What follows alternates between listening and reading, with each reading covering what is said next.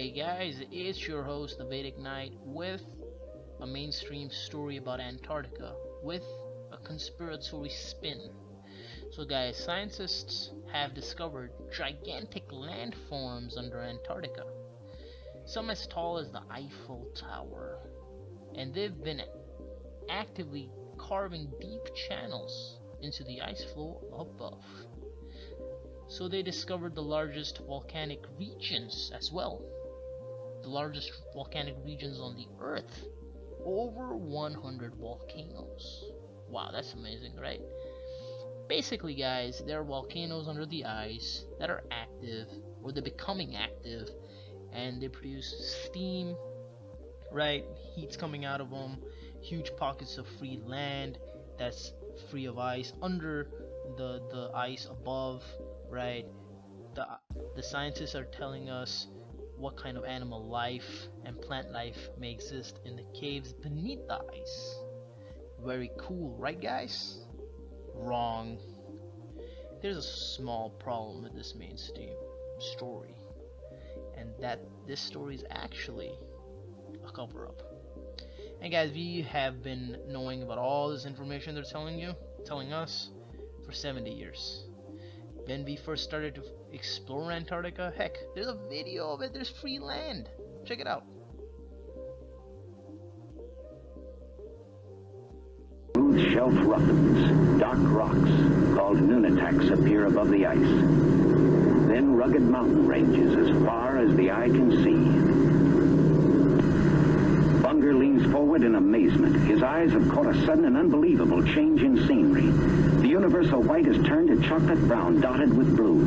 A cameraman goes into action. 300 square miles of land without snow. Land that might be in New Mexico or Arizona. Pictures alone will prove Bunger has discovered a warm oasis in the shadow of the pole. It is for such supreme moments as this that men brave the hardships of exploration. The astounding, undreamed of fact is that they are over a chain of warm water lakes whose shores, except for small patches, are free of ice and snow. Commander Bunger circles the largest lake in sight, 5 miles long. He comes in to make a landing. Water temperatures must be recorded. Samples taken. He finds the water fresh, the temperature 38 degrees Fahrenheit. On the shores are vast deposits of coal and of minerals of the utmost importance to civilization. Aside from their headline...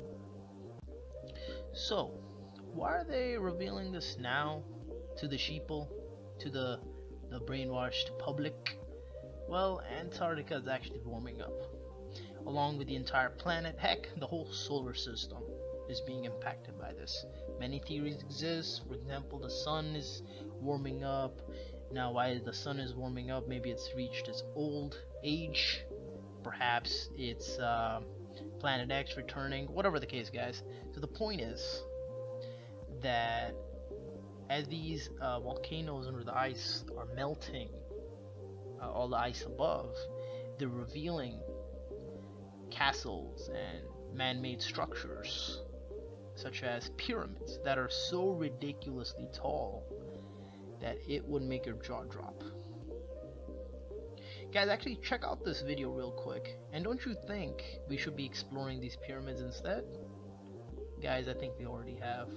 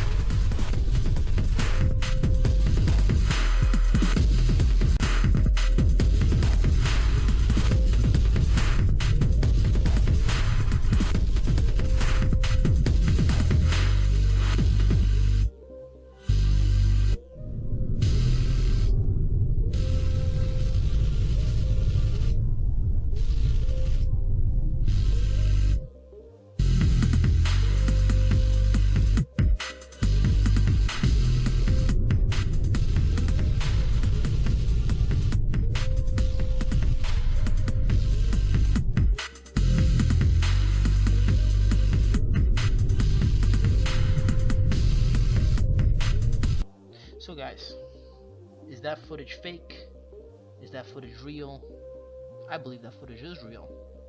That's definitely not CGI, and if it is, it's not used for any movie or any project that I can see. And for a few views, no one's gonna spend that much money to make that kind of video. I believe that to be real, covert, black ops, undeclassified. I mean, classified. It's just classified. We don't know anything about these pyramids, what's inside. And the reason they're making all this news public is we're gonna start seeing this. It's gonna be hard for them to hide the pyramids. It's gonna be very hard to hide the castles and the human man-made cities under the ice. But trust me, guys, whatever creatures that exist in Antarctica, I'm sure they've already removed all the giants, bones of fallen angels, and all of that's already been removed. I'm sure of that. And they're gonna present you a story. Hey, well, you know, guys, there used to actually be human beings here, and it's actually now out of Antarctica. We all originated there. Not Africa, actually. We all came from Antarctica because it used to be warm. Our calculations were wrong, and bullshit, and more bullshit. Because the Smithsonian is probably gonna take all the bones up. But how are you going to explain those pyramids? Well, you know, we were actually very advanced, and then I guess when we went out of Antarctica, we became really, really, really primitive. So you're probably going to hear some bullshit like that. But, guys, that is just bullshit. And the truth of the matter is, guys, the whistleblower, Corey, actually, when he worked or was part of the military, he had a visit to Antarctica where he was met by tall subterranean races that are trying to enlighten humans. That's what he claims. And they call this the lost city of Atlantis, some of them. Right, guys? And when he went there, he was briefed on extraterrestrials, but these beings are subterranean.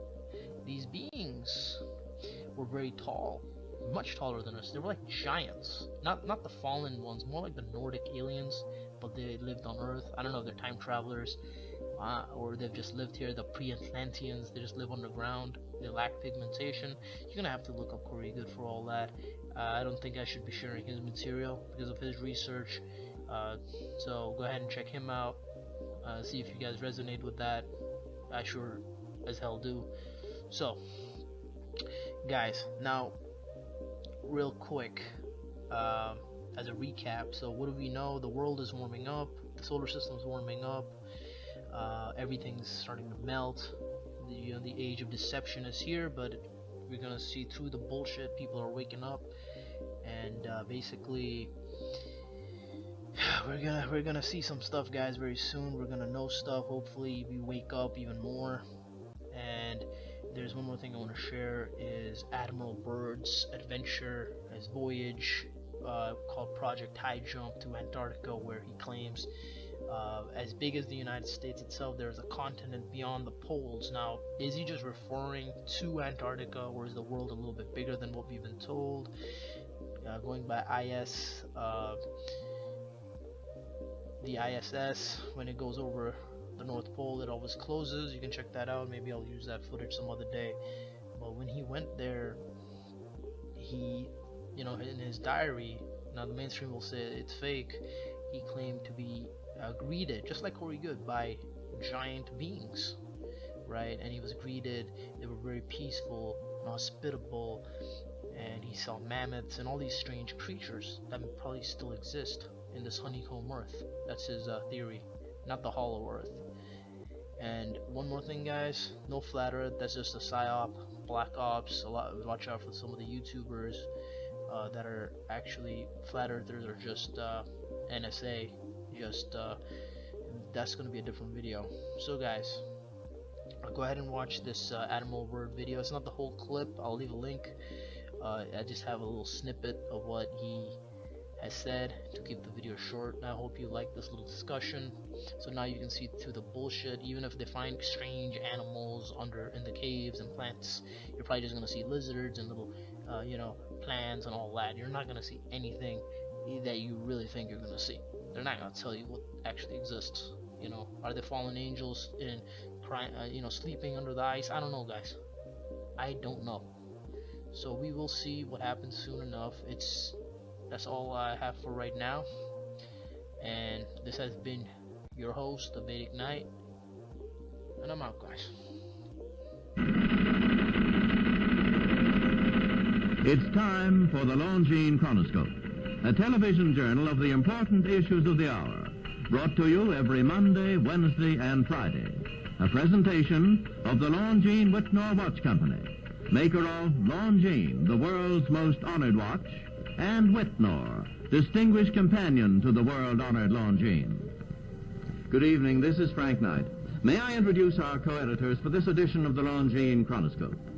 Larry Lasser, CBS News correspondent, and Kenneth Crawford, National Affairs Editor of Newsweek magazine. Our very distinguished guest for this evening is Admiral Richard E. Byrd. The North Pole used to be a no-man's land, but these are the days when, by buying a ticket on a commercial airliner, you can fly across the North Pole and drink a cocktail at the same time. You know, only 60 or more years ago, about 35 years ago, our guest tonight found out whether there was any land north of the North American continent. He made that first discovery flight, and I must say that Admiral Byrd, our guest tonight, is not only our greatest living explorer, but he's been an inspiration to countless Americans. Admiral Byrd, you've been to both the North Pole and the South Pole. Is there any unexplored land left on this earth that might appeal to adventurous young Americans? Yes, there is. And not up around the North Pole, because it's getting crowded up there now, because they find out it's really usable, not only to live in, but militarily. But strangely enough, there's left in the world today an area as big as the United States that's never been seen by a human being.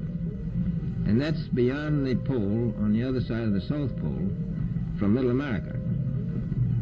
And I think it's quite astonishing that there should be an area as big as that unexplored. This is a tremendous So challenge. there's a lot of adventure left down at the bottom of the world. Well, Admiral, do you hope to see that? I do. Well, Admiral, Yeah. would you say that since you've been to both the extremities of Earth, are these expeditions to such far-off places, are they getting easier because of modern techniques, or is danger still close at hand? Well, it's a little risky, but nothing like it used to be with the old slow planes and the small cruising radius where we had to put down bases. We replaced the dog teams, and of course that was a big improvement. But now the planes go much faster and they're safer, and they have a much bigger cruising radius. You haven't got the danger of a terribly heavy load. Admiral, an expedition to which I believe you're the advisor is now en route. What is that expedition doing? Well, that's the icebreaker Atka, and it's a reconnaissance expedition. It's going down to the South Pole area to make certain observations and to look for some bases. They will be back in April, and they will report back, and upon the information we get from that undertaking, we will base the bigger expedition that's to follow. Is that very definitely planned, or is that... That is being planned right now.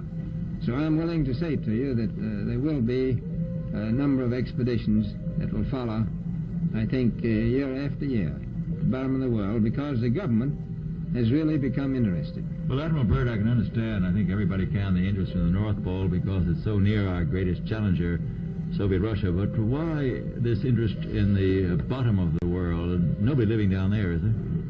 No, it's pretty cold. There's only one permanent resident, that's the emperor penguin. The little ones live further north. I tell you one reason they're interested. It's by far the most valuable, important place left in the world